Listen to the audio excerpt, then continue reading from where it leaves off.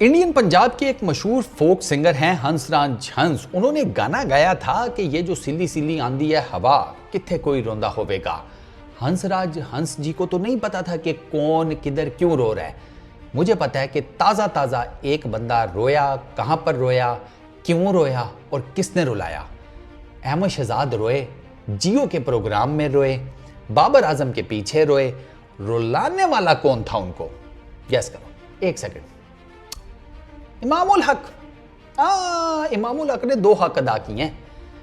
अब उसने कहा एक हक तो वैसे ही मेरे नाम पर है, तो 2 तो और एक आधा और बनता है ना, तो उसने 2 हक अदा किए। एक बाबर आजम की दोस्ती का, ठीक है, और एक उसने ना जेन्युइन जो पाकिस्तान के क्रिकेट फैंस की जो नब्ज थी वो पकड़कर उनका भी पोला सा हक अदा कर दिया कि टेंशन नहीं लेनी। बाबर आजम को हस्बे मामूल अहमद शहजाद रगड़ रहे थे, ठीक है, 4.5 साल की कप्तानी, कुछ नहीं किया, इतने मैचेस मिले, इतने कप्स मिले, इतने वर्ल्ड कप खेले, फलाना कर दिया, टिमकाना कर दिया, बाबर आजम कुछ नहीं कर सका। इमामुल हक साइड पे खड़ा ना, ठीक है, ओके। वो कौन है यार, वो इंडिया का मीमर, वो मुझे उसका नाम नहीं याद आ रहा, वो जिसकी मीम वो चलती है, ठीक है, वो बच्चों वाली ग्लासेस लगाकर, वो इमामुल हक भी ना उसी तरह, ठीक है, ओके। इमाम की बारी आई ना, इमाम कहता है अहमद शहजाद को, ठीक बातें कर रहे हैं ये, लेकिन कोई ये बता दे कि बाबर ने खुद कहा था मुझे कप्तान बनाओ ये सेकंड टेन्योर में। क्या बाबर ने ये कहा था कि मुझे कप्तान बनाओ? क्या बाबर ने ऐसी कोई स्टेटमेंट दी थी बोर्ड को या कहीं पर भी और कि मेरी कप्तानी ली गई थी, मुझे मेरी कप्तानी वापस करो? ये किसका डिसीजन है? ये बोर्ड का डिसीजन है। तो बोर्ड को क्यों नहीं जाकर पकड़ते? साइलेंस, ठीक है ना। पीछे वो मीम्स वाले धमाके वाले वो बैकग्राउंड में वो म्यूज़िक नहीं चल रहे होते, वो चल रहे थे। फिर इमामुल हक ये कहता है कि बाबर आजम की कंट्रीब्यूशन जितनी भी है वो सॉलिड है। 2021 में आप वर्ल्ड T20 का सेमीफाइनल खेले, 2022 में आप वर्ल्ड T20 का फाइनल खेले। आप अनफॉर्चुनेटली आप एक में सेमीफाइनल में बाहर हो गए, एक में फाइनल में बाहर हो गए। सेमीफाइनल में अगर वो कैच पकड़ लेता हसन अली तो मैच का पांसा पलट जाता, शाइन छक्के ना खाता तो गेम डिफरेंट हो जाती। फाइनल में आप ज़रा कोलैप्स कर गए क्योंकि आप रिलेटिवली आप एक नई टीम थे, बड़ा इवेंट था, ऑस्ट्रेलिया में हो रहा था, वर्ल्ड T20 था, अगेंस्ट आपके इंग्लैंड था, वो तगड़ा चल रहा था। There were so many things. तो इमामुल हक कहते हैं कि बाबर आजम ने जितना किया ठीक किया। बाबर आजम को लेकर आप सिर्फ उसे अगर तनकीद का निशाना बनाएंगे तो उससे कुछ भी नहीं होने वाला। आप बाबर आजम को तनकीद अगर करते हैं तो उसके ऊपर टेक्निकल करें, उसने जितना कंट्रीब्यूट किया, इमामुल हक कहता है मेरे सामने बिल्कुल ठीक किया है। और बाबर आजम को कप्तान बनाया क्रिकेट बोर्ड ने। तो अगर आप बाबर आजम पे तनकीद कर रहे हैं तो फिर सीधा खुलकर क्रिकेट बोर्ड पर भी करें, चेयरमैन पर भी करें, सिलेक्टर्स पर भी करें। बिल्कुल ठीक, इनका भी तो बनता है।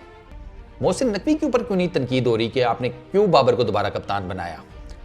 ओए हाँ यार, वाकई ओए अहमद भाई, मोहसिन नकवी साहब पे क्यों नहीं तनकीद कर रहे आप? मैं आपसे जवाब एक्सपेक्ट कर रहा हूं। वो मोहसिन नकवी साहब पे जरा तनकीद करें ना। पीसीबी के चेयरमैन तो हैं, वो इंटीरियर मिनिस्टर भी हैं वो। वैसे काला डाला शुमाली इलाका जात, मैं समझ सकता हूँ, उन पर तनकीद नहीं बनती। वो नए आए हैं ना। बाबर आजम ने डेफिनेटली कहा होगा मैं आपकी फकी चुबा दूंगा। इस उम्र में आपको मुझे पता है आपके पेट में बदहजमी का प्रॉब्लम रहता है, तो अगर आपने मुझे कप्तान ना बनाया तो मैं आपकी फकी चुबा दूंगा। तो फिर मोहसिन नकवी साहब ने कहा कि नहीं यार, ये बहुत नेक्स्ट लेवल की मुझे ब्लैकमेलिंग कर रहा है, बना देता हूँ उसे कप्तान। ऐसे ही हुआ है अहमद भाई, मैं जो आपको बता रहा हूँ ऐसे ही हुआ है, मान लें। अच्छा, उसके बाद अहमद शहजाद ये कहते हैं कि इसका ना रिबट्टल सुनो अहमद शहजाद का।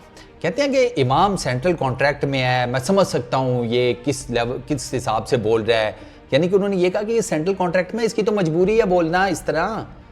ये सेंट्रल कॉन्ट्रैक्ट में ना होता, मेरी तरह 34 साल का हो चुका होता और फेडअप हो चुका होता क्रिकेट से, तो फिर ये इस किस्म की बातें करता तो मैं कहता।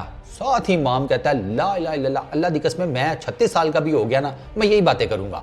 जो बंदा 28 साल में क्रिकेट खेलते हुए पाकिस्तान के लिए ये बातें नहीं कर सका, उसको कोई हक नहीं पहुंचता कि वो 34, 35, 36 साल की उम्र में क्रिकेट से बाहर आने के बाद इस किस्म की बातें करे। भाई साहब, वहां पर हुआ है कत्लेआम, सीरियसली। वहां पर जिसे कहते हैं ना खून हो गया, खून, खून नहीं खून।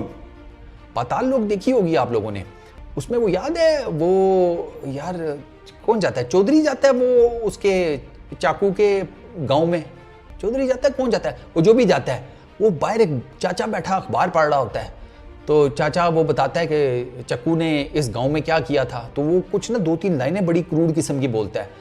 सर वो हुआ, ओ हो खून हो खून। उस वो रिबटल कोई नहीं था अहमद के पास भाई, फिर वो आए बाएं शाएं वाली बात हुई है।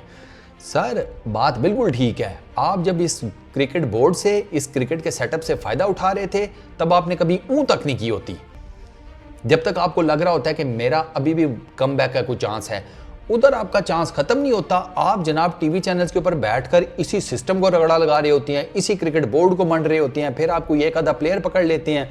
बाबर को आजकल सबने पकड़ा हुआ है, ठीक है, क्योंकि वो बोलता नहीं है, रिप्लाई बैक नहीं करता, खामोश तबीयत का आदमी है, इंट्रोवर्ट है, साहब रशमश और लोगों से नहीं बनती, वो उस टाइप का वाला आदमी है। आपने कहा पकड़ के रगड़ा लगा दो, और मैं सदके और मैं कुर्बान जाऊं आप सबके जो आप इन चपड़ गजुओं की बातों में आ गए।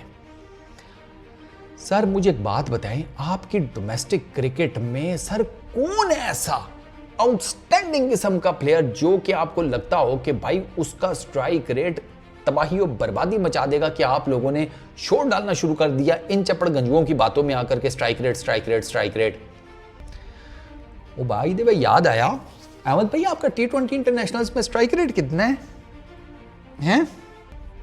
ओ अहमद भाई स्ट्राइक रेट बताए ना, पूछ रहा हूं आपसे, हैं कितना? 114 114। हाँ T20 इंटरनेशनल्स में इतना ही है आपका। और T20s में कितना है अहमद भाई? कितना? 180? थोड़ा ऊंचा बोले ना। अच्छा 124। ठीक ठीक ठीक, सही है अहमद भाई, बेहतरीन। T20 के विव रिचर्ड्स तो आप ही हैं, तो जितना आप ज्ञान पे ले रहे हैं ना इस टाइम चैनल्स के ऊपर बैठकर, बिल्कुल सूट करता है आपको। आपके T20 में man of the match awards कितने हैं अहमद भाई? कितने? हाँ 40 एग्जैक्टली, 36 बस उसमें से माइनस कर दें, ऐसे ही है ना, 4 है, बिल्कुल बिल्कुल। टोटल नंबर ऑफ मैचेस कितने हैं T20 इंटरनेशनल्स? 60? नहीं आप ठीक जा रही हैं, मैं आपके साथ हूं, लगे रहे मंडे बाबर को, लोगों का दिमाग खराब करें उसके स्ट्राइक रेट को लेकर, उसकी बैटिंग को लेकर, उसको वो बना दें धोबी का, ना घर का ना घाट का, बीच का अजीब सा खुसरा टाइप कर दें। वो जब लंबी इनिंग्स खेलता था, आपको मैटर ये करता था कि आपका टॉप से एक बैटर शुरू हो और वो आपको लंबे रन्स करके दे दे, आपको 10 में से 9 इनिंग्स में कंफर्म बाबर रन्स करके दे सकता था। लेकिन आपको तो सबको चुल strike rate strike rate strike rate, बड़े बटलर पैदा कर रहे हैं ना आप अपनी डोमेस्टिक क्रिकेट में, हैं? डोमेस्टिक क्रिकेट में कौन आया है? वो एक हारिस स्टार्ट हुआ था, लेकिन हारिस का भी मक्कू ठप्पा गया, वो PSL में कुछ नहीं कर पा रहा, फिर वो जस्टिफिकेशन वही है, और उसकी जस्टिफिकेशन मैं मानता भी हूँ हारिस की, उसकी जस्टिफिकेशन लॉजिकल है ना, वो कहता है मैं तो अटैकिंग प्लेयर हूँ। आपको अगर ये लगता है कि मैं हर मैच में रन्स करूंगा तो आप बेवकूफ़ हैं, और सही कहता है, वो हर मैच में नहीं रन्स कर पाएगा। अब एक है कि वो हर मैच में रन्स नहीं कर पाएगा, दूसरा है स्ट्राइक रेट थोड़ा कम होगा, हर मैच में रन्स करके देगा। पाकिस्तान की क्रिकेट को मद्देनजर रखते हुए किसकी तरफ जाएंगे आप? जो हर मैच में आपको रन्स करके देगा, क्योंकि आपकी बाकी बैटिंग का कुछ पता नहीं लगता, रेत की दीवार साबित हो जाती है। दिन है तो सारे मार जाएंगे, नहीं दिन तो फिर अल्लाह लाते खैर सल्ला, टाइम टाइम फिश, ठुन ठुन गोपाल, शटर डाउन शकूर। सही है, बहुत आला ज्ञान पेल रहे हैं आप सारे कौम का। मैं कहता हूँ बाबर के अगेंस्ट और इन तमाम लड़कों के अगेंस्ट जो आपने वो इनका डिफरेंट किया है ना, इनका जो माइंडसेट करप्ट किया है, आखिर की है सर आपने। लेकिन सर मैं तो नहीं मानने वाला, मैं बहुत डीठ हूँ, मैं आपका ज्ञान नहीं पेल सकता, सीधी सी बात है, और ना मैं इसे परचेज करने वाला हूँ। बस इस वीडियो में इतना ही, अपना बहुत ख्याल रखना, नेक्स्ट वीडियो में मुलाकात होगी, पीस आउट।